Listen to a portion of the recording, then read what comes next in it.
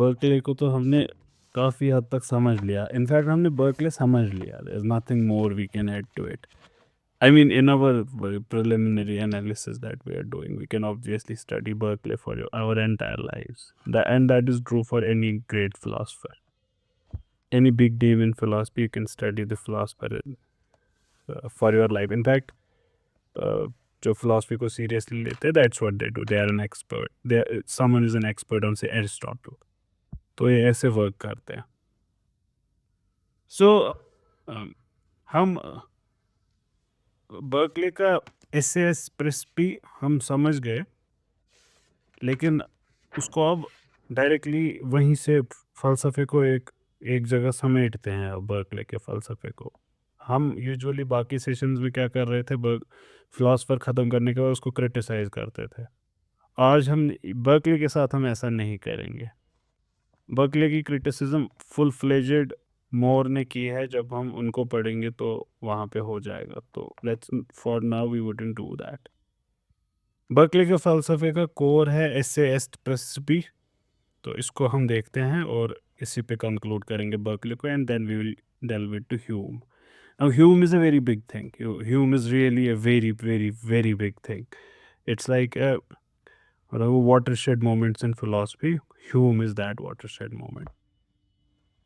So Hume is going to really contribute big time. अब वो जैसे रैशनलिज्म का थॉट होता गया डेवलप, एम्पिरिसिज्म अपने उरूज पे पहुंचेगी ह्यूम पे।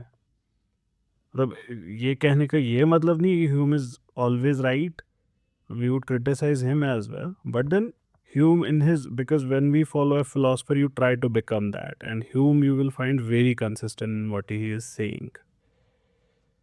So let's start with essays percipi. ये हम इससे पहले देख चुके हैं। ये कॉगितो एर्गो सम के जैसा ही एक मशहूर स्टेटमेंट है। I think therefore I am. अब esse est percipi, to be is to be perceived. ये हमने बहुत डिटेल में डिस्कस किया। इनफैक्ट पूरा डिस्कशन इसी पे था, परसेप्शन पे। तो इस स्टेटमेंट का मतलब क्या हुआ कि एग्जिस्टेंस का मतलब ही है परसीव होना। जब हम वर्ड एग्जिस्टेंस यूज़ करते हैं किसी भी ऑब्जेक्ट के लिए, it implies nothing more than perception of it. When you say something exists, what you are actually saying is that it is being perceived.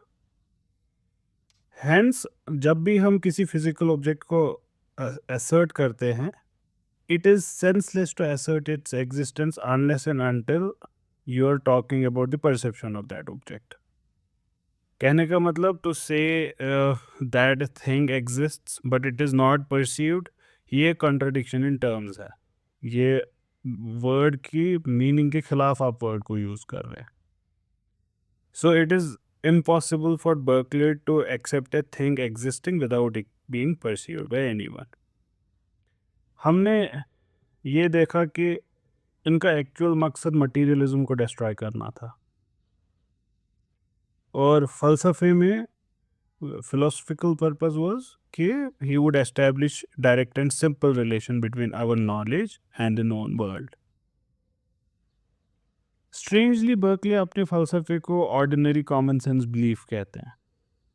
Berkeley philosophical reasoning को कहते हैं कि मैंने कंबाइन किया कॉमन सेंस के साथ, लेकिन कॉमन सेंस में थिंग्स आर रियल।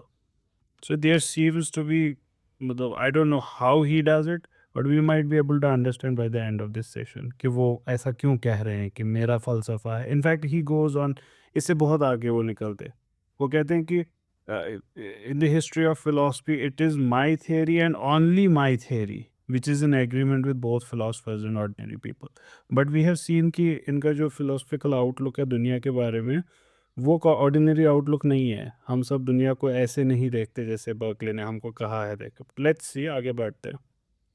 हमने देखा कि डेकार्ट और लॉक दे वुड कंक्लूड जो चीज़ें हैं which we immediately perceive, they are ideas which exist only in mind. लेकिन ordinary लोग क्या करते हैं? They believe that the things they immediately perceive are real things.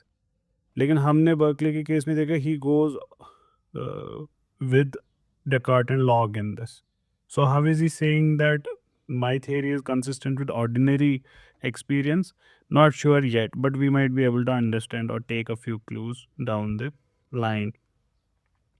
ये जो इनका प्रिंसिपल है एसेस्ट परसिपी, इससे हमको क्या क्या चीज़ें पता चलती है कि हमारे जो आइडियाज़ हैं, फीलिंग्स हैं, इमेज हैं, इनकी कोई एग्जिस्टेंस नहीं है माइंड से बाहर. That means ideas independent of a knower have no existence whatsoever. और हमको क्या पता चलता है? Perception is not limited to present, it is in any point of time. If a particular object is not being perceived at the moment, it might have been perceived in the past or in future, or someone else might be perceiving it. And ultimate perception is by God. If a thing exists without being perceived by a human, if a thing exists, इस पे stress है कि हमको पता है ये exist करता है लेकिन आप इसको अभी नहीं जानते. सो इसका मतलब क्या हुआ? कोई और इसको जानता है. अब वो कोई और ह्यूमन हो सकता है, खुदा हो सकता है, बट परसेप्शन इज, इसको आप कॉम्प्रोमाइज़ नहीं कर सकते. अब देखिए ये भी लेकिन पूरा जस्टिस नहीं कर पाएंगे. अब ये सटली रैशनल प्रिंसिपल एक इन्वॉल्व करेंगे ही करेंगे. ये इसको रैशनल प्रिंसिपल नहीं मानेंगे, ये उसको एम्पिरिकल प्रिंसिपल ही मानेंगे. जैसे लॉक ने कहा था कि इनर फैकल्टी, और फिर कहा कि inner faculty necessarily depends on empirical knowledge, तो इस वजह से it is empirical, but it is not empirical. तो देखा हमने, लाइबनीज ने उनको क्रिटिसाइज़ किया. अब ये भी एक चीज़ ऐसी इंट्रोड्यूस करेंगे एम्पिरिसिज्म के नाम पे, लेकिन वो एम्पिरिसिज्म नहीं है. And here you will find another precursor to Immanuel Kant, as if Immanuel Kant इन्हीं को फिर नया नाम देंगे. और what is it? It is his theory of notions. Berkeley insist करते हैं कि जो आइडियाज़ होते हैं हमारे माइंड में, इनके अलावा कुछ और चीज़ें भी होती हैं जिन्हें नोशन कहते हैं. अब ये सबसे बेसिक नोशन है awareness of your own self. हम अपने सेल्फ को तो परसीव नहीं करते जैसे हम चेयर, टेबल, बुक्स एट्सेट्रा को परसीव करते हैं. We do not do it like that. So how do we perceive it? By the concept of notion. Berkeley claim करते हैं कि हमारी जो we are aware of our self, कि we are active agents जो सोचते हैं, who have a will, who have an act. और ये कंसेप्शन, ये अवेयरनेस जो हमारे अंदर है, इसको माई सेल्फ कहते हो. तो दिस इज़ माई सेल्फ. ये जो ये विल है, ये सोच है, ये एक्ट करने की चाहत है, ये. और यही प्राइमरी नोशन है. The first notion is this. तो इसके बाद the other notion he accepts is the notion of God as the omnipresent spirit who thinks, who perceives all other things. और ये नोशन से ही है कि हम इस कायनात का स्ट्रक्चर समझते हैं. And this accounts for all our ordinary information and explains how we get our knowledge about the world of experience and why our knowledge is true. तो ये कॉमन सेंस एक्सपीरियंस के बहुत नज़दीक है ये जो उन्होंने बात कही. तो इस वजह से इनकी एसेस परसिपी फिलोसॉफिकल है, इनका theory of notions common people का है. तो इस वजह से ये कहते हैं कि मेरा फ़लसफ़ा इज़ द ओनली ब्रिज जो दोनों में जो ब्रिज करता है दोनों को. ये थियरी ऑफ नोशन, ये एक रैशनल प्रिंसिपल है अगर आपने ध्यान से देखा हो. इन्होंने इसको परसेप्शन बोला लेकिन ये इनबिल्ट है. जब हम कैंट को समझने की कोशिश करेंगे, कैंट इनको एप्रियोरी प्रिंसिपल्स कहेंगे, हाँ, जो हमारे अंदर पहले से ही है. अब वो गॉड नहीं कहेंगे, God is not that kind of principle, या our awareness of our self is not that kind of principle. He would call, वो रिफाइंड है obviously, he would call for example space and time to be a priori. और एक चीज़ जो हमको ऐसे S परसिपी में समझने की ज़रूरत है, वो है object confirms knowledge and the knowledge confirms objects.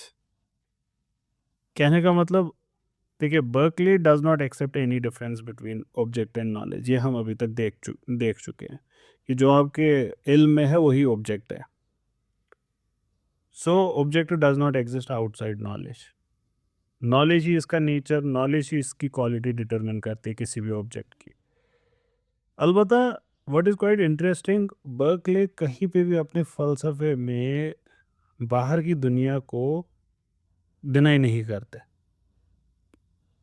कहने का मतलब कि बाहर की दुनिया एग्जिस्ट करती है, नहीं, ही वुड नॉट से नो, ये नहीं करती एग्जिस्ट. लेकिन वो ये कहते हैं हमारा इल्म सिर्फ हमारे आइडियाज़ का है. अब our idea is only that of our own idea. Second, अब जो बाहर की दुनिया है, independent of our knowledge of them, लेकिन इसका भी मतलब वो मटेरियल वर्ल्ड नहीं लेते. The only thing that can be deduced is that objects cannot fail to exist because it continues to exist in an infinite mind. This concept saves Berkeley from the difficulty of explaining how a certain object not known to anybody in the present becomes known later on. Why? Because ये God के mind में always exist करता है. The object existed even before you knew it was there. Berkeley को बहुत सारे लोग ऐसे इंटरप्रेट करते हैं कि बाहर की दुनिया की एग्जिस्टेंस से मानते थे, लेकिन जब आप इसको, that is reading too much between the lines. अगर आप बर्कले को सुपरफिशियली पढ़े, एंड सुपरफिशियली मतलब इतना रीडिंग डाउन द लाइंस के बिटवीन द लाइंस ना करें, तो it makes no sense to say that he believed in a material world while all he is doing throughout his falsafy is refuting material. So it doesn't seem like he is doing that. Berkeley की जो essayist पर्सिपी की theory है, lock के conception of substance से आई है. हम इसको देख चुके हैं. आई एम समराइजिंग जो हम अभी तक कर चुके हैं. लॉक ने क्या कहा था कि बॉडी और the objects they possess solidity, extension, ये सारी चीज़ें, इनको उन्होंने कहा था कि ये प्राइमरी क्वालिटीज़ हैं. और bodies do not possess colour, touch, sound, smell, ये हम उनको देते हैं. तो ये सेकेंडरी क्वालिटीज़ है, ये हमारी वजह से है. हमने वो एग्जांपल देखा था जॉन लॉक जो प्राइमरी और सेकेंडरी क्वालिटीज़ में डिफ्रेंशिएट करते हैं. हमने हीट का एग्जांपल लिया था जहाँ पे उन्होंने बोला कि हाथ को गर्म करें, या एक हाथ को पहले गर्म करें फिर बाद में ठंडा करें. गर्म हाथ को जब आप पानी में डालेंगे, या फिर अब एक हाथ को गर्म करें दूसरे हाथ को ठंडा करें और किसी पानी के बकेट में डालें, तो गर्म वाला हाथ आपको बोलेगा कि ठंडा है, और ठंडा वाला हाथ आपको बोलेगा गर्म है. तो इससे जॉन लॉक ने प्रूव किया कि ये जो एक गर्म और ठंडे होने की क्वालिटी है, ये पानी में नहीं है. It is dependent on your sense. So it's something inside you that has changed, nothing changed in water. लेकिन हमने देखा बर्कले ने बोला सही बात कह रहे हो, लेकिन सेम चीज़ को यूज़ करके उन्होंने प्राइमरी क्वालिटीज़ को भी बताया कि ये भी डिपेंडेंट है परसीवर पे. जैसे उन्होंने साइज़ के बारे में बोला कि दूर से देखोगे तो छोटा लगेगा, पास आओगे तो बड़ा लगेगा. तो ऐसे ही उन्होंने हर एक चीज़, नंबर्स के बारे में उन्होंने बोला कि same thing is 1 feet from one perspective and from another perspective it is 12 inches. तो वहाँ पे उन्होंने उसको एक्सटेंड किया और बोला कि ना ही प्राइमरी क्वालिटीज़ ना ही सेकेंडरी क्वालिटीज़, ये डिस्टिंक्शन आर्बिट्री है और दोनों ऑब्जेक्टिव नहीं है, दोनों सब्जेक्टिव हैं. इस वजह से देखिए, एक तो इन्होंने आइडियल वर्ल्ड को माना, रियल वर्ल्ड को माना नहीं, और दूसरा इन्होंने हर चीज़ को सब्जेक्टिव बनाया. इस वजह से इनके फ़लसफ़े को ही सब्जेक्टिव आइडियलिज्म का फ़लसफ़ा बोलते हैं. तो बर्कली ने कोई डिस्टिंक्शन नहीं माना प्राइमरी और सेकेंडरी क्वालिटीज़ में. आइडियाज़ ऑफ एक्सटेंशन, सॉलिडिटी और कलर एंड टच, ये सारी चीज़ें उन्होंने बोला ये एग्जिस्ट भी एक ही साथ करती हैं. ऐसा तो है ही नहीं, you can think about extension without thinking of A colour. So he give the example, if you remember, of a man, कि अगर एक इंसान को आप सोचें 2 मिनट के लिए, you might be able to abstract all the common properties between all the humans, but think of a man now inside your mind. Now here is his argument that you cannot think of this man without a complexion. He must have a color. He must have a height. He must be cold or warm. Everything जो आप सोचते हैं, जैसे रोज़ के बारे में उन्होंने कहा कि रोज़ के बारे में you cannot think of only its redness. करो इसकी redness इससे abstract, आप नहीं सोच पाओगे रेड के बारे में. You will have to think about something which is red. तो ये उन्होंने और साबित किया. फिर उसके बाद बर्कले क्या आर्ग्यू करते हैं, objects are nothing but their qualities. हमारे पास एक सेंस ऑफ टच है, एक सेंस ऑफ स्मेल है, एक सेंस ऑफ कलर है, एक सेंस ऑफ शेप है, उसको हम रोज़ कहते हैं. So object is what, this rose is what, this rose is nothing but qualities. Now qualities क्या है, nothing but perception. Therefore objects are nothing but perception. इससे एस्ट परसिपी. और हमने देखा मैटर लॉक के हिसाब से इनएक्टिव है, लेकिन बर्कले ने आर्ग्यू किया इनएक्टिव है तो हमारे अंदर कैसे ये डाल पाता है, how can it cause ideas in our mind if it's inactive. So if matter can create an idea inside you then it can not be called inactive. Berkeley ने ऐसे आर्ग्यू किया। अब बर्कले ने ये नहीं कहा कि मैटर एक्टिव है, बर्कले ने बोला मैटर है ही नहीं, हम एक्टिव हैं। ठीक, तो there is an active soul, an activity of mind that's the source of all ideas. Berkeley खुद अपने फ़लसफ़े पे ही न्यू कि कुछ objections would be raised. For example, if the object failed to exist without being pursued, then how it retains its existence when we are not perceiving it? जैसे कोई चीज़ है आपके सामने, आप उसको परसीव कर रहे हैं, तो दैट मीन्स इट एग्जिस्ट्स। अब आपने अपनी नज़रें कहीं और मोड़ी और now the object is not being pursued, it does not exist. Now you turn back and you see the object is still there. Now it comes to existence. तो इसको कैसे एक्सप्लेन, बर्कले इसको एंटिसिपेट पहले ही कर चुके थे। तो Berkeley इसको कैसे एक्सप्लेन करते हैं कि हर एक चीज़ जो एग्जिस्ट करती है उसको कोई ना कोई परसीव कर रहा होता है। तो जब आपने नज़रें मुड़ी थी, इसका मतलब कोई ना कोई इसको और परसीव कर रहा था।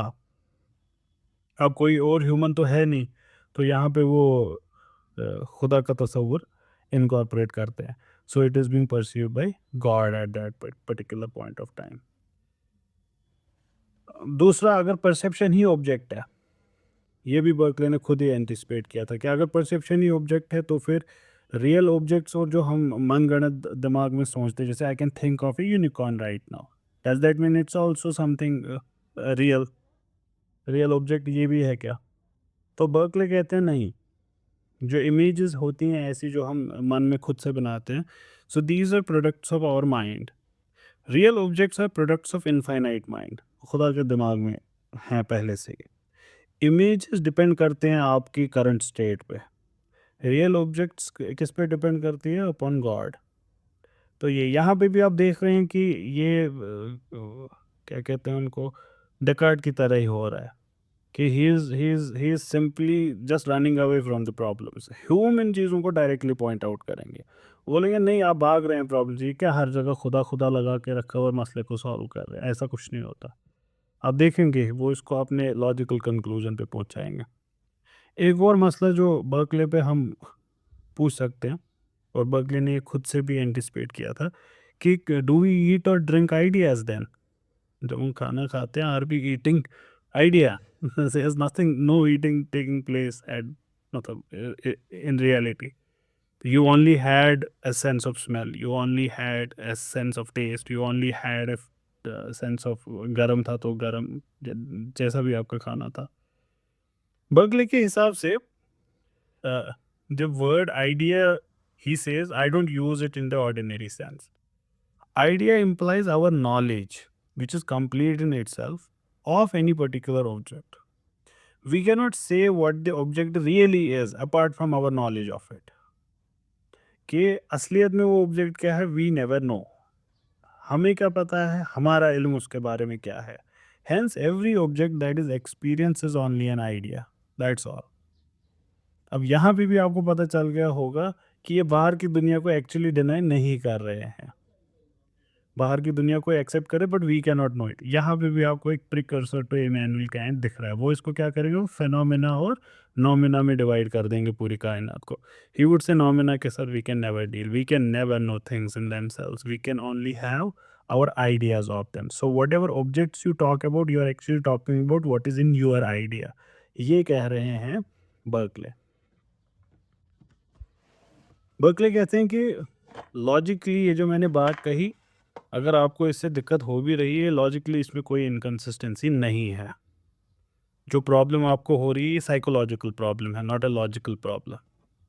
It is because of this he suggests that one should think like philosophers but speak like people. This is a very interesting coat कि जब आप सोचें तो फिलोसफर्स को आसपास रखें और अपने ख्यालात शेयर करें, लेकिन जब बात करनी हो तो कॉमन लोगों की तरह। Now this is in essence Quran, ये जो बात हो रही है। Quran thinks like philosophers but it talks like common people. ये और ये जो एक कंक्लूजन है इनका कि हमारा कन्फ्यूजन साइकोलॉजिकल है, लॉजिकल नहीं है। Quran addresses this. ये कुरान आपका साइकोलॉजिकल डिफिकल्टी को रिमूव करता है, वो आपके एक्सपीरियंस को सेटिस्फाई करता है। ही कैंट यू सी बार बार कुरान बोलता है, वो आपके एक्सपीरियंस को वो डिनाई नहीं करता। In fact sometimes it even makes your experience a proof of something. For example क़यामत का proof for God is your own soul, that you experience this soul which judges you every day. Whenever you do something good, it judges you. When you do something bad, it judges you. God makes it as an evidence, that it's a witness that there is something going to happen. So it does not deny your experience. But here he says it's a psychological difficulty. इस theory के implications हमने बड़े detail में देखा। Refutation of materialism was the first thing, कि material तो गया, primary qualities भी सब्जेक्टिव हो गई, लॉग की डेफिनेशन ऑफ सब्सटेंस रिजेक्ट हो गई, इनएक्टिव मैटर रिजेक्ट हो गया, और फाइनली ये मटीरियलिज्म को as something as that thing which contradicts religion. So for Berkeley, materialism is something which is an antithesis to religion, and he is apt. ये बहुत हद तक सही ये है understanding of materialism. And there are many Muslims who think कि इस्लाम materialist worldview को support करता है. There is truth to it, but it's not entirely true. Islam finally at the end of the day believes in spiritual view of the universe. So Berkeley ने क्यों criticise किया था इसको इस बलबूते, ये मतलब इस वाले सेगमेंट में, कि it contradicts religion. How he says कि अगर हम लॉग की तरह एग्री करें कि ये मटेरियल की इंडिपेंडेंट एग्जिस्टेंस पे, then we have two independent entities, one is matter, one is God. तो such an independent entity would limit God. तो बर्कले ये चीज़ को एक्सेप्ट करने को तैयार नहीं थे। We know that he was a very pious Christian. तो इसके अलावा सब्जेक्ट टू आइडियलिज्म, इनके पूरे फ़लसफ़े को अगर हमें सम अप करना है तो we can call it this, that it is subject to idealism. थोड़ा सा इसका description, what does it mean to say subject to idealism. देखिए, बर्कले ने कायनात को क्या कर दिया, एक प्रोजेक्शन ऑफ माइंड बता दिया, जिसकी खुद की ऐसे कोई एग्जिस्टेंस है नहीं। So this is what you call idealism.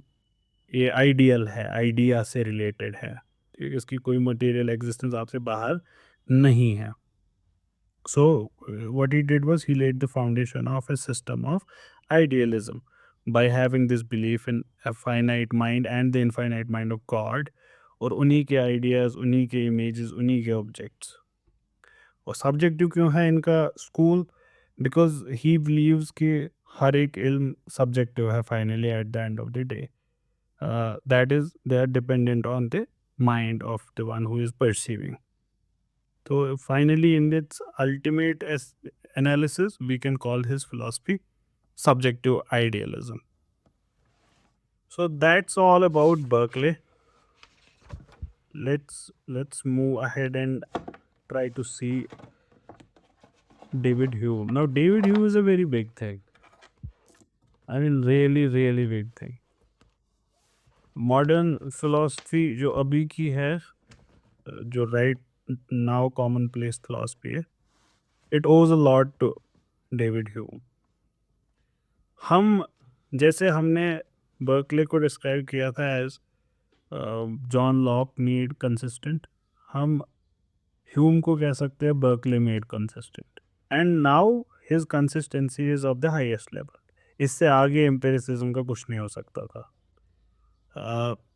इन्होंने बर्कले को बहुत क्रिटिसाइज़ किया। इन्होंने दिखाया कि इल्म का सर्टन होना पॉसिबल नहीं है अगर एम्पिरिकल वर्ल्ड व्यू रखें। ये खुद एम्पिरिसिस्ट थे। इनका कंक्लूजन क्या था कि एम्पिरिसिस्ट वर्ल्ड व्यू अगर रखें तो हम सर्टन नॉलेज नहीं हासिल कर सकते। इसका मतलब ये नहीं हुआ कि वर्ल्ड व्यू गलत है, वर्ल्ड व्यू तो सही है, तो कंक्लूजन भी सही है कि सही इल्म पॉसिबल है नहीं। इसी को आप स्केप्टिसिज्म कहते हैं। सो ह्यूम ने क्या किया, ह्यूम ने स्केप्टिसिज्म को एस्टेब्लिश कर दिया, and he really did it. अगर कैंट नहीं याद है तो शायद स्केप्टिसिज्म ही वर्ल्ड व्यू होता पूरी कायनात का इस वक्त। शायद कैंट नहीं होती तो शायद कोई और होता, but if none of such a figure would have come, so we would have been following Hume right now. और इनके हिसाब से इन्होंने कुछ नहीं किया, ये तो लॉग की बातें हैं जो सही हैं और उनका सही एप्लीकेशन मैंने किया। प्रेजेंट टाइम जो लॉजिकल पॉजिटिविस्ट का स्कूल है उसी का गलबा है बहुत हद तक, इन वन फॉर्म और अनदर, वियना सर्कल का, साइंटिफिक मेथड का, owes almost everything we can say to Francis Bacon as well, Auguste Comte as well, but David Hume in particular, कहा ही नहीं जा सकता कि डेविड ह्यूम का इसमें कोई रोल नहीं है। ये स्केप्टिक थे in relation to the belief in the possibility of reason to solve all problems, yet he was not a total sceptic, क्योंकि possibility of knowledge on the basis of custom and imagination को accept करते थे कुछ हद तक, लेकिन हम in a while we will understand कि this is not good at all, we would understand कि हाँ, नहीं ये नहीं है good enough to call him that he is not a sceptic, he accepts custom, but the definition of custom is something which is subjective. So not 100% skeptic, because you cannot be 100% skeptic if you say that no knowledge is possible, you have just made a knowledge statement. तो उसी level के sceptic David Hume भी हैं। सो he also, मतलब एक तो destroy तो उन्होंने किया ही सब कुछ, लेकिन उन्होंने कंस्ट्रक्ट भी किया एम्पिरिकल स्कूल को, और so there is this positive aspect in his theory as well. लेकिन इनका जो खुद का एम्पिरिसिज्म को वापस जिंदा करने का एंडेवर है, he fails in it. Why? Because जो इन्होंने खुद सवाल उठाए वो इतने बड़े हैं और इतने मुश्किल थे सॉल्व करने की, ये खुद उनको सॉल्व नहीं कर पाए। देवर सच स्ट्रॉन्ग आर्ग्यूमेंट्स। इनफैक्ट मैं बार-बार आपसे कहता रहता हूँ कि ये जो खुदा का तस्वुर हम लॉजिकली प्रूव करने की कोशिश करते हैं, it's a figment of imagination. अगर हम डेविड ह्यूम से एग्री करेंगे, this is one of the conclusions you would also reach. हम देखेंगे डेविड ह्यूम के criticism of all these proofs, and there is no new proof happening. जो भी नए प्रूफ्स आ रहे हैं मॉडर्न फिलॉसफी में, इन 1900s and 2000s, they can all be traced back to cosmological proof, ontological proof। इन्हीं पे हम उनको वापस ले जा सकते हैं इन वन फॉर्म और another. And who is criticising these two proofs? Forget about 2 minute के लिए कि हमारा इसमें कोई स्टेक है। हम जब इसको बाहर से देखें, इन सारे प्रूफ्स को क्रिटिसाइज करने वाली हस्तियां are no less than David Hume and Immanuel Kant himself. Immanuel Kant rejects all proofs. It's not possible to prove God. And David Hume also does it, and दोनों इसको अपने हाईएस्ट लेवल पे ले जाते हैं। And mainstream philosophical thought is that they are consistent when they are criticising them. I personally also believe that, but we will try to understand, और उनकी criticism भी देखेंगे। मतलब ऐसा नहीं है कि द थीस्ट्स हैव एक्सेप्टेड कि okay we have lost, no that's not the case. The theists have made strong arguments. In fact recent past में बहुत सारे arguments theists are making. Cosmological argument फिर से ज़िंदा हो रहा है, रिवाइव किया जा रहा है, Kalam cosmological argument in particular. So yeah that is also there, but we will see इनका criticism. So whatever may be the just estimate of Hume at the present time, in the history of philosophy इनको sceptic ही माना जाता है। Such a sceptic and so much influential कि he was the one जिन्होंने Immanuel Kant को Immanuel Kant बनाया। ये इमैनुअल कैंट खुद कहते हैं कि जब मैंने इनका फ़लसफ़ा पढ़ा, मैं जाग गया कि ये क्या कह रहा है ये बंदा। डॉगमेटिक स्लम्बर कहते हैं अपनी एग्जिस्टेंस को वो, उससे पहले कि जब वो ह्यूम को पढ़े, ही वाज़ उनको जगाया from his dogmatic slumber. Now what could be the reason of such a level of scepticism? Kant जब ह्यूम को रिफ्यूट करने की कोशिश करते हैं, रिफ्यूट करने का मतलब आंसर करने की कोशिश करते हैं, सो ही सेज कि अगर हम फ़लसफ़े को एज़ साइकोलॉजिकल एंटरप्राइज देखें, अगर हम एम्पिरिकल नॉलेज को साइकोलॉजिकल पर्सपेक्टिव से सिर्फ देखें, then the conclusion is necessarily this, sceptic ही होना है। अभी तक भी जो भी ह्यूम को स्केप्टिक मानते हैं वो उसको इसी वजह से मानते हैं क्योंकि साइकोलॉजिकल ये था, अप्रोच था। However there are people who disagree, more so the British and American empiricists. वो कहते हैं कि इट वाज लॉक, लॉक की जो एम्पिरिसिज्म थी वो इनएडिक्वेट थी, and that can lead to skepticism. Empiricism itself is not skeptic. उनका ये कहना था, but this is a fringe thought once again. Usually यही माना जाता है। For example what I mean by this, की मेन स्ट्रीम यही है, अगर आप कोई रैंडम बुक उठाएं जिसका कोई स्टेक नहीं है उसमें, आपको सिर्फ फिलॉसफी का ये बताना चाहता है overview, the history of philosophy kind of books. तो I can give you an example, जैसे विल ड्यूरेंट, एवरेज टेक्स्ट है, आम इंसानों के लिए बना हुआ टेक्स्ट है, अगर आप उसको भी पढ़ के देखेंगे वो यही कहेगा, ह्यूम वाज अ स्केप्टिक। तो हम भी जब हमारी एनालिसिस करेंगे हमारा भी कंक्लूजन यही होगा, but then there are people who have stakes in it, like they are doing philosophy for their entire life, they are ideologues. हम नहीं हैं, हमें सिर्फ देखना है कि ह्यूम क्या कह रहे हैं। But there are people who are ideologues, तो उनका काम फिर थोड़ा सा कॉम्प्लेक्स हो जाता है। They try to find out, जैसे हमने इससे पहले एक पेपर पढ़ा था, I don't remember the name of it, कुछ दिन पहले हमने वो पेपर पढ़ा था ना, स्पिनोजा। स्पिनोजा को कैसे उस पेपर में कंसिस्टेंट बना दिया गया था, but that's not how everyone understands Spinoza.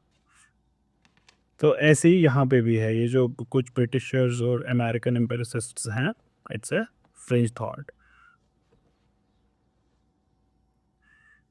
इस वक्त right now Hume is regarded one of the most important empirical philosophers, and not just an empirical philosopher, overall philosophy में भी इनको एक बहुत बड़ी हस्ती माना जाता है। इनका मॉरल्स पे बहुत तगड़ा होल्ड था और इन्होंने बहुत वर्क भी किया है उस पे, और रिलीजन पे भी उन्होंने बहुत वर्क किया, and these are considered his like significant contributions, और दोनों को इन्होंने क्रिटिसाइज अच्छे खासे लेवल पे किया, मॉरल्स को, रिलीजन को इन पर्टिकुलर। ह्यूम ने टेलियोलॉजिकल और ऑन्टोलॉजिकल आर्ग्यूमेंट को फुल फ्लेज्ड रिजेक्ट किया। अब कैंट और ह्यूम की क्रिटिसिज्म में एक डिफरेंस है। कैंट आपकी इज्जत करेंगे आपके भावनाओं की, ह्यूम नहीं करेंगे। Hume is devastating in his language. अगर कहीं पे आए इनके कोट्स तो आप खुद देखेंगे कि ये नहीं मानते कि आपके पास कोई दिल है। इनका ये he doesn't care about it. He's like, I have read certain quotes from him. They are really बहुत सीवियर क्रिटिक। लेकिन दैट्स नॉट ओनली थिंग जिसके लिए ह्यूम को जाना जाता है। ह्यूम ने हिस्ट्री ऑफ इंग्लैंड भी लिखी है। It's 6 volume text considered a classic, और for for a large part of time continental Europe में इनको इसके लिए ही जाना जाता था, not for his philosophy. He was known as a historian, and he was a good historian. Hume खुद क्या चाहते थे? ह्यूम चाहते थे कि but I should be known for my political science and ethics. What do we know him for? We know him for his philosophy. So निकले थे Japan, पहुंच गए चीन। ये सारी चीज़ों को, मॉरल्स, पॉलिटिकल साइंस, ये सब चीज़ों को एस्टेब्लिश करने के लिए the science of man, he tried to establish that, जिसको हम साइकोलॉजी कहते हैं। इनके प्रिंसिपल वर्क्स हैं a treatise on human nature, one of the most important text is Hume has written. Essays, moral and political, an important text. An inquiry concerning the human understanding, one of the most important texts he has written. 3 essays on morals and political, ये सारी चीज़ें। An inquiry concerning the principles of morals, a very important text. Then there are history of England, obviously 6 volumes में है। और इन texts को पढ़ने के 2-3 तरीके। एक तो आप किताब उठाई, पढ़ लिया कवर टू कवर, अगली किताब उठाई। दूसरा तरीका इनको पढ़ने का है कि you say for example you want to understand epistemology, then you take book 1 और ट्रीटीज़ का बुक 1 आप पढ़ेंगे, बाकी पढ़ने की ज़रूरत नहीं है। Then you go to an enquiry concerning human understanding. So this can also be done if you read. Hume के हिसाब से an enquiry concerning human understanding इनका सबसे इम्पॉर्टेंट और अथॉरिटेटिव वर्क है। लेकिन ह्यूम के जो स्कॉलर्स हैं उनका ये नहीं कहना, वो इनकी ट्रीटीज़ को ज़्यादा इम्पॉर्टेंट मानते हैं। डेविड ह्यूम 1711 में पैदा हुए। Now you can see they are changing. इससे पहले हम 1600s के फिलोसफर्स को देख रहे थे। Now this is almost like 110 years after Descartes. ये खुद को अपने टेक्स्ट में एक जगह डिस्क्राइब करते हैं, and I quote, I was a man of mild dispositions, of command of temper, of an open social and cheerful humor. Even my love of literary fame, my ruling passion, never soured my temper. Not with standing my frequent disappointments. ये जो इन्होंने खुद की इतनी तारीफ की है कि मैं बहुत हम्बल हूँ, ये हूँ, वो हूँ, it's considered to be a historical statement. Historians agree to it कि ही वॉज इन इनकी बुक से अगर आपको ना भी लगे ऐसा, but in his life he was definitely like this. ये ब्रीफ ओवरव्यू था ह्यूम का, but we are more interested in what Hume's philosophy. So let's look at some basic principles when we try to understand Hume, the things that you should know. Lock और Berkeley की तरह Hume ने भी argue किया कि सारा जो इल्म है, जो नॉलेज है, ये एक्सपीरियंस से ही निकलता है. अब ये यहाँ पे नहीं रुकेंगे, लेकिन ये साथ में ये भी बोलेंगे कि इसमें खुदा का कोई रोल नहीं है. So there is no God that is going to give you ilm and all. दूसरा, और कोई इनेट इल्म नहीं है. There is nothing innate to our minds. ये जो एम्पिरिसिज्म है, इसी में रूट्स हैं साइंटिफिक मेथड के. इसमें भी रूट्स हैं साइंटिफिक मेथड के. That would be more appropriate. जो इल्म को देखती है as something based on observations rather than intuition और फेथ, और फिर then it is verifiable. Scientific method इस पे वर्क करता है. तो आपको दिखेगा उसके रूडिमेंट्री फ्रैक्शंस ह्यूम के फ़लसफ़े में. रेडिकल एम्पिरिसिज्म इससे आगे बढ़ती है कि हमारा इल्म is nothing more than the sum of our experiences, that's all. तो ये देखिए अपने लॉजिकल कंक्लूजन पे पहुंच रहा है अब. अनलाइक लॉक एंड बर्कले जिन्होंने खुदा को रखा था अभी अपने सिस्टम में, यहाँ पे इन्होंने इक्वेशन को पूरा ही चेंज कर दिया entirely. This is the first system you are going to read since Plato जिसमें खुदा कहीं पे नहीं है. इनफैक्ट अगर खुदा का डिस्कशन हुआ है वो नेगेटिव सेंस में हुआ है कि to disprove his existence. And then it is not just a mild criticism, इसमें it is like argued forcefully कि the possibility of his existence is also rejected. और आप इससे समझ सकते हैं ये 1700 में लिख रहे हैं, इनके कंटेम्परेरीज इस चीज़ को कैसे देखे होंगे. तो इस वजह से it is said one of his texts was published after he died. अब इनका फलसफा स्टार्ट होता है दो टर्म्स से, इम्प्रेशन और आइडिया. इम्प्रेशन आप समझ रहे होंगे, निशान छोड़ना, छाप छोड़ना, यही है impression actually.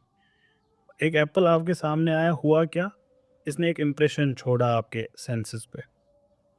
So impressions come through our senses, any kind of sense, can be sense of touch, smell, anything, और these can come through emotions as well और अदर मेंटल फिनोमेना. ये डायरेक्ट होते हैं, ये विविड होते हैं, ये forceful products हैं इमीडिएट एक्सपीरियंस की. You it's immediate the moment it's happening, इसमें कोई डिले नहीं है. अब आइडियाज़ क्या हैं? आइडियाज़ कॉपीज़ हैं इन इम्प्रेशंस के. आइडियाज़ ख़यालात हैं आपके, ये बिलीफ्स हैं, ये मेमोरीज़ हैं जो हम इम्प्रेशंस के साथ ये कनेक्ट करते हैं. दस से फॉर एग्जांपल मैं जिस टेक्स्ट से इस वक्त पढ़ रहा हूँ, ये वाइट पेपर है, ये इम्प्रेशन है मेरा. ये white paper is an impression for me. But see my mother is downstairs. I can think of her as well right now. I can think of her face, the color of her hair. ये क्या है? ये impression नहीं है, ये idea है. तो अब आपको ये डिफरेंस समझ आ रहा होगा. इम्प्रेशन इज डायरेक्ट, उसी वक्त इमीडिएट. जैसे आप मेरी आवाज़ सुन रहे, इट्स एन इम्प्रेशन. अब कुछ देर बाद you might think of my voice और you can think of the things I said, that would be ideas. ये इसमें सारी मेमोरीज वगैरह भी आएंगी. हम अभी बेसिक प्रिंसिपल्स को समझ रहे हैं, इनका खुद का यूज़ नहीं है कुछ, बट इस पे बेस्ड आगे फलसफा डिराइव होगा. तो इससे आपको एक और चीज़ पता चलेगी कि every idea must be preceded by an impression. उससे पहले इम्प्रेशन रहा है. जैसे ये जो मेरा पेपर है मेरे सामने, इसका इम्प्रेशन है मेरे अंदर. अब जब मैं बाद में इसके बारे में सोचूंगा तो I will think of a white paper. So that would be an idea. Why do I have that idea? Because it created an impression on me beforehand. अब देखेंगे इस चीज़ पे, हम इनको क्रिटिसाइज करेंगे बाद में, if we get time, otherwise tomorrow. और ह्यूम क्या कहते हैं? कि अगर ये चीज़ सही है कि ideas are derived from the preceding impression, then it makes sense to inquire into the origins of our ideas by asking questions about impressions. जब हम impressions के बारे में बात करेंगे, हम ideas को समझ पाएंगे. What exactly does he mean when he say this? He is actually telling you कि जब हम idea को prove या disprove करने की कोशिश करें कि ये exist करता है नहीं करता है, layman terms में मैं कह रहा हूँ, he is actually saying show me what created the impression for this idea. अब आप यहाँ पे भी देख सकते हैं खुदा का तस्वुर हो गया रिजेक्ट, क्योंकि आप नहीं दिखा पाएंगे इम्प्रेशन खुदा के तस्वुर का कि खुदा को देखा मैंने, ये इम्प्रेशन हुआ, अब मेरे अंदर आइडिया है. You would say you would not be able to prove that. So this is what he is actually trying to say, that we will have to analyze impressions. What does he mean? He means you would have to show relations between ideas and impressions to understand ideas. Hume के हिसाब से हमारे ideas और impressions ये entirely different चीज़ें हैं. They are separable from each other. लेकिन हमको तो कनेक्टेड लगते हैं ना. इसका क्या करें? ये कहते हैं ह्यूम कि ये कनेक्शन अपेरेंट है, रियल नहीं है. तो ये अपेरेंट क्यों है? ह्यूम इसको एक्सप्लेन करते हैं बाय एसोसिएशन, कि ये एसोसिएशन हम खुद क्रिएट करते हैं. कैसे? रिजेम्बलेंस, कॉन्टिग्यूटी और कॉज एंड इफेक्ट से. ये तीन चीज़ें हम इसके साथ खुद कर बैठते हैं. फॉर एग्जाम्पल, अगर कोई जानवर है, आपके पास सिर्फ फैक्चुअल डेटा इतना है कि एक जानवर मेरे सामने है, a particular colour, a particular smell, a particular kind of sound, a particular kind of shape. अब ये shape it looks like a cat. Now because of resemblance आपने ये डिराइव किया. सिमिलरली किताब टेबल पे है, ये हो गया कॉन्टिग्यूअस होना, या फिर कॉज एंड इफेक्ट. दो चीज़ें एक दूसरे के बाद होती है, हम उसमें कॉज एंड इफेक्ट खुद से डाल देते हैं. ये सारी चीज़ें एक्सपीरियंस से आती है हमारे पास, ये तीन चीज़ें भी. It also comes through experience. So all human beliefs whatever exists inside human minds, including those we regard as cases of true knowledge, they seem to be coming out from repeated application of these three principles. ये simple associations जो हम create करते हैं ideas और impressions के बीच. इसके बाद नेक्स्ट स्टेप जो ह्यूम अडॉप्ट करते हैं, he tries to distinguish between what he calls relations of ideas and matters of fact. यहाँ पे भी आपको इमैनुअल कैंट का प्रिकर्सर दिख जाएगा. अब ये क्या है दो चीज़, ये भी बहुत ईजी अंडरस्टैंड करने में, not too difficult. Relation of ideas ये मैथमेटिकल ट्रुथ्स हैं, हम इनको नेगेट नहीं कर सकते. अगर हम इनको नेगेट करेंगे will be creating a contradiction. और ये जो आइडियाज़ होते हैं ये एंटायरली माइंड में बनते हैं. आप इनको टोटोलॉजी से समझ सकते हैं. Hume doesn't call them this, he does in a way. For example 3 multiplied by 3 is equal to 9. अब ये एक रिलेशन ऑफ आइडियाज़ है, लेकिन ह्यूम के लिए इस स्टेटमेंट ने कुछ नया आपको बोला ही नहीं. अब ये तो एक्सपीरियंस पे बेस्ड भी नहीं है, it's not based on experience, it's entirely a mental exercise. तो ह्यूम क्या कहते हैं? ह्यूम कहते हैं ये एक्चुअली कुछ था ही नहीं. 3 into 3 is 9, it is not equal to 9. आपने नाम नया बता दिया. आप मुझे कह रहे हैं ना एग इज एन अंडा, आप ये कह रहे हैं मुझे, तो आपको लगता है कि आपने कुछ नया इल्म दिया. कोई नया इल्म नहीं दिया, आपने सिनोनिम्स को यूज़ किया. तो relation of ideas is this mathematical inside your brain, inside your mind, sorry. No matters of, अब ये कैंट का ए प्रियोरी हो गया, ये ए प्रियोरी हो गया उनका. वहाँ पे बहुत अच्छे से आपको समझ आएगा, but right now groundwork. फिर इसके बाद है मैटर्स ऑफ फैक्ट. ये कॉमन ट्रुथ्स है जो हम अपने एक्सपीरियंस से समझते हैं. We understand matters of fact according to causation, cause and effect. और क्योंकि हमारे एक्सपीरियंस में one event leads to another. और अगर if we do not see the first event we assume its existence. हम एक अनऑब्जर्व्ड कॉज एज्यूम करते हैं बिकॉज हमेशा कॉज था. ह्यूम इसको कस्टम कहते हैं. नहीं मानते कि ऐसा कोई लॉ है। ह्यूम आर्ग्यू करते हैं कि हमारी जो एजम्पशन है कॉज एंड इफेक्ट की दो इवेंट्स में, they are not necessarily real और true, we did not see it, we just saw two events, bottle को धक्का दिया और बॉटल गिरी, ये दो इवेंट्स है जो हमने देखी, इस वजह से वो हुआ। मैं ह्यूम नहीं मानने को तैयार। आप देखिए he is consistent, very consistent, he is not going to bend anywhere जहाँ पे परसेप्शन नहीं है, नहीं मानेंगे। तो ये कॉजेलिटी को नहीं मानते। अब आप देख रहे होंगे इनडायरेक्टली साइंस भी आ गया लपेट में। रिलीजन तो कर ही दिया था, ये साइंस को भी नहीं छोड़ेंगे। सो ही सेज कि इसका मतलब ये हुआ ना कि यू कैन डिनाई कॉजेलिटी, अगर इससे कॉन्ट्रडिक्शन क्रिएट होती तो causality must we would be forced to accept, but for Hume you can deny causality yet there would be no contradiction in our experience. और ऐसा क्यों? क्योंकि कॉजेलिटी रीजन से govern नहीं है, एज्यूम्ड है। मैटर्स ऑफ फैक्ट ये beliefs हैं जो नेचर के बारे में कुछ हमें कहते हैं, बट ये महज बिलीफ्स हैं, because they are always contingent, they are dependent on something. If they ये बाहर की दुनिया पे डिपेंडेंट है और हमें इनका कोई सटीक इल्म कभी मिल नहीं सकता। ये बिल्कुल कैंट के ए पोस्टीरियरी जैसा है। इसमें हम मैथमेटिक्स और लॉजिकल नॉलेज को रिलेशन ऑफ आइडियाज़ में समझ सकते हैं, लेकिन इसको भी वो फिर ये तो है, इसमें कोई कंट्रोवर्सी है नहीं, लेकिन उसको वो अनइन्फॉर्मेटिव कहते हैं, इससे कोई नई इन्फॉर्मेशन मिलती नहीं है।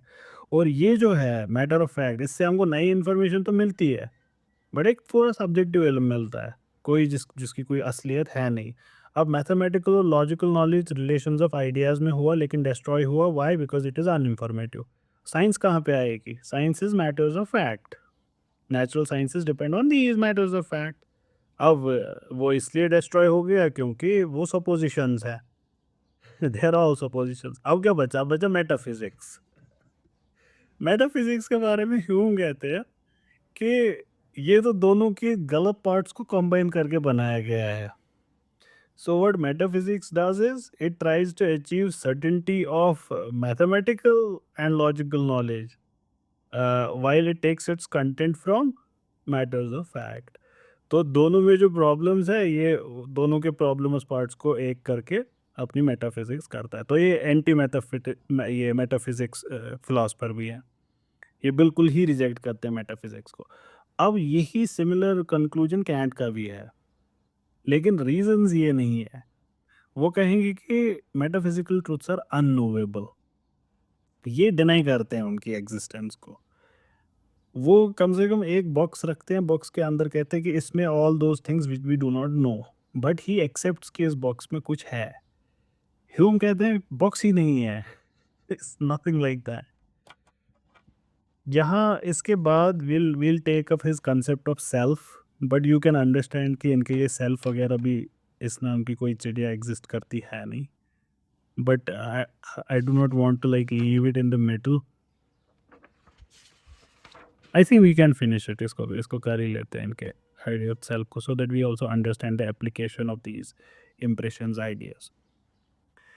जो आर्ग्यूमेंट बर्कले ने यूज किए थे ना मटेरियल सब्सटेंस को रिफ्यूट करने में, ह्यूम बिल्कुल एग्री करते हैं कि तो बिल्कुल सही बात बोली है, और इसको थोड़ा आगे बढ़ाएं और सेल्फ पे अप्लाई करें इनको। तो कहते हैं सेल्फ भी अब डिस्ट्रॉय हो गया। तो ये फिर से वही एम्पिरिसिज्म को अपने हाईएस्ट कंक्लूजन पे पहुंचाना है। तो जैसे Hume is like, you denied my breakfast saying that you did not have breakfast, you only had an idea of breakfast. He says okay fine, it's also not you, it's just an idea of you. तो as a true empiricist he refuses to accept anything जो experience से हमको नहीं मिलता। और ये Hume का मानना है कि सेल्फ हमको एक्सपीरियंस से नहीं मिलता है। लॉक ने क्या किया था? लॉक ने कॉमन बिलीफ के बेस पे आर्ग्यू किया था कि कुछ फंडामेंटल सब्सटेंस एग्जिस्ट करती है, हम इसको एक्सपीरियंस नहीं करते हैं। याद है उन्होंने कहा था we do not know what, but it is. So he defined that body, that substance, as something which supports qualities. Qualities किसी चीज़ में इनहेर करती हैं, we do not know what, ये लॉक ने कहा था। बर्कले ने रिजेक्ट किया था इस व्यू को, ने कहा ये कौन सी बात होती है we do not know what. उन्होंने कहा कि आप इस एम्पिरिकल व्यू से जब इसको अप्लाई करेंगे मैटर पे, तो the notion of matter would get rejected. उन्होंने एक अच्छे एम्पिरिसिस्ट की तरह बोला कि मैं एग्जिस्टेंस ऑफ सबस्टेंस को मानता, अगर मुझे दिखता, फील होता, परसीव करता मैं इसको, तो कोई दिक्कत नहीं थी इसको एक्सेप्ट करने में। लेकिन बर्कले ने कहाँ पर गलती की थी, और वहाँ पे हमने ये पॉइंट आउट किया था, इन्होंने एग्जिस्टेंस ऑफ सेल्फ को माना, दिखता तो वो भी नहीं है, परसीव तो वो भी नहीं होता। यहाँ पे जो ये आधे रास्ते तक एम्पिरिसिज्म चली थी, इसको अब अपने लॉजिकल कॉम्बिनेशन पे ह्यूम ले जाते हैं। ह्यूम आर्ग्यू करते हैं जैसे हम कोई फंडामेंटल सबस्टेंस एक्सटर्नल दुनिया में मैटर वगैरह जैसे हम नहीं करते एक्सपीरियंस, तो इसका मतलब वो एग्जिस्ट नहीं करते। हम वैसे ही सेल्फ को भी नहीं एक्सेप्ट कर सकते कि हमारे अंदर कोई सेल्फ है, because it is not perceived. ये कहते हैं कि जो philosophers who have claim to have experience self, they should explain कि ये एक्सपीरियंस जो उनका था ये क्या है, ये परसेप्शन है या ये कुछ मेडिटेशन है, whether there is pleasure seeking or objective truth to their claim, whether this is absolute or subject to continuous evolution of human being। ये जो परसेप्शन ऑफ सेल्फ की बात करते हैं कुछ लोग, ह्यूम कहते हैं जब मैं अपनी सेल्फ को जान कर देखता हूँ, when I man know thyself, जब मैं ये करता हूँ, when I look into my so called self, what do I come up against, क्या दिखता है मुझे वहाँ पे? I see things जो ऐसी दिखती है मुझे, I can see a figure for example, I can see cold, light, dark, love, hate, pain, जो ऐसे भी मुझे दिख रही होती है। So he fails to comprehend any self apart from these individual sensations. That's all self is. So self is therefore not absolute because all of these things are contingent, dependent, relative. Hume point out करते हैं कि मुझे impression दिखाइए self का, कहते हैं हमारे पास कोई इम्प्रेशन नहीं है सेल्फ का। तो हमने ये पहले भी देखा था कि इम्प्रेशन को बहुत यूज़ करेंगे, तो यहाँ पे भी इन्होंने इसको यूज़ किया। We have no impression of self, therefore we have no idea of, मतलब the idea of self is not something which exists. No matter how closely you attend to your experience, no matter how fully you notice the mental operations that occur in your mind, uh, he says कि even then you are never aware of this you. He writes it in first person. He says like in my mind, I am never directly aware of I. ये कहते हैं अलबत्ता जब ध्यान से देखे तो मैं क्या एक्सपीरियंस करता हूँ, मैं सक्सेशन ऑफ सेपरेट और इंडिविजुअल आइडियाज़ को एक्सपीरियंस करता हूँ, जिनको मैं एसोसिएट करता हूँ एक दूसरे के साथ, बिकॉज ये रिजेम्बलेंस, रिले कॉजेलिटी, वो जो 3 रिलेशंस हमने देखी, उनके बलबूते पे मैं उनको आपस में एसोसिएट करता हूँ, अदरवाइज़ उनके बीच में कोई एसोसिएशन खुद में है नहीं। और ये जो रिलेशंस है they may be extended through time by memory, yet there is no evidence of any substantial ground for their coherence. तो एक परसिस्टेंट सेल्फ, एक आत्मन, एक soul, these are just fictions, philosophical fictions। तो सेल्फ क्या है तब, जिसको इतने लोग सेल्फ कहते हैं, वो किस चीज़ के बारे में बात कर रहे होते हैं? ह्यूम कहते हैं bundle of sensations, that's all. Sensations that follow each other rapidly, sensations which change in an never ending stream. तो स्ट्रीम जब इन्होंने इसको कहा, एक रैपिड सक्सेशन ऑफ सेंसेशंस जब इन्होंने कहा, तो इट्स क्वांटिफाइड, ये कंटिन्यूअस नहीं है। तो इस वजह से भी ये एक इंडिविजिबल और indestructible self which is continuously running through all of this rejected. Self को एक कलेक्शन ऑफ मेंटल फंक्शंस कहते हैं, और ये फंक्शंस चेंज होते हैं। अब अगर मेंटल फंक्शंस चेंज होते हैं, that means self is changing, so there is no continuous self. Separate thoughts का कोई रिलेशन नहीं है, ये हमारा डिलूजन है, कस्टम है, जो हमको कंपेल करता है कि we consider them as one, और इसी चीज़ को हमने सेल्फ नाम दिया। ये कस्टम है, इसके अलावा इसकी कोई हस्ती है नहीं। लेकिन एक मसला है, why do we have this illusion of unity? इसको हम इससे पहले ही देख चुके हैं, और अब तो अगर ह्यूम अब होते वो आपको बोलते आप मूवी देखें। जब आप कोई मूवी देखते हैं आपको वो कंटिन्यूअस चेन ऑफ एक्शन दिखती है, तो क्या वो कंटिन्यूअस चेन होती है? नहीं होती। It's actually photographs in front of you, जो 1/16 ऑफ ए सेकेंड में चेंज होती रहती हैं, तो उस वजह से आपको एक कंटिन्यूअस मोशन लगता है। अदरवाइज है क्या? They are photographs in front of you, static, you impart that motion into it. ऐसे ही ये स्टेडी फ्लो जो है हमारे अंदर थॉट्स का, it gives an impression of continuity. यहाँ पे ये बिल्कुल गौतम बुद्ध की तरह आर्ग्यू कर रहे हैं, only that Gautam Buddha precedes him by like 2000 years almost। 3 argument ये देते हैं सेल्फ को रिफ्यूट करने के लिए। पहला, परसेप्शन नहीं है सेल्फ का, we do not see self, there is no perception of it, and what is not perceived does not exist। Self absolute नहीं है, ये भी हम अभी देख चुके हैं। हमारा माइंड एक स्टेज की तरह, एक थिएटर की तरह, इसमें थॉट्स आते हैं, परफॉर्म करते हैं, निकल जाते हैं, ट्रांजिटरी एंड मोमेंट्री। तो how can it be absolute? तीसरा, थॉट जो है ये खुद को एक्सपीरियंस करता है, कोई सोल की ज़रूरत नहीं है एक्सप्लेन करने के लिए थॉट को। तो 3 चीज़ें इन्होंने बोली, लेकिन this is not free from criticism. ये जो इन्होंने बोला, self as an object can not be known. लेकिन नॉलेज जो भी होती है, कोई भी नॉलेज, इसके 2 एस्पेक्ट्स होते हैं। पहला, it reveals what is known, obviously knowledge of something. दूसरा, knowledge in itself establish the existence of knower. ये खुद से ही इसका दूसरा एस्पेक्ट क्या है? Someone who knows it. ये बिल्कुल डेकार्ट का आर्ग्यूमेंट है कि मैं डाउट कर रहा हूँ, इससे इतना तो साबित हुआ कि मैं एग्जिस्ट करता हूँ। वैसी ही बात कि इल्म किसी भी चीज का ये साबित करता है there is a knower. There is no knowledge in the absence of either of the two, the knower and known. दो में से एक भी गया, नॉलेज गई। तो ये नोअर कौन है? आर्ग्यू कर किया जाता है कि Hume has confused between knower and known. The self is the knower, और इसकी एग्जिस्टेंस प्रूव हो सकती है बाय एवरी फंक्शन और activity involving knowing. This the self is finally the knower.